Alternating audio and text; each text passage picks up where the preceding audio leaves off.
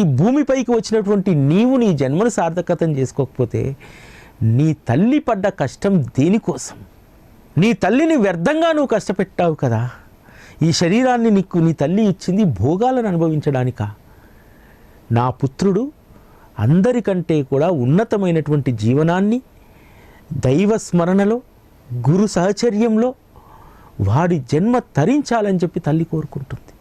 నువ్వు భూమిపైకి రావడానికి ఎంతమంది దేవతలను ప్రార్థించి ఉంటుంది, ఎంతమంది దేవతలను తనకు సుఖప్రసవాన్నిచ్చి బిడ్డ ఆరోగ్యంగా ఉండాలని కోరుకుంటుంది. తన ఆరోగ్యం ఏమైనా పర్వాలేదు, డెలివరీ సమయంలో తన ప్రాణం పోయినా పర్వాలేదు, నేను ఇన్ని రోజులు మోసినటువంటి నా బిడ్డ క్షేమంగా ఉండాలని చెప్పి తల్లి కోరుకుంటుంది.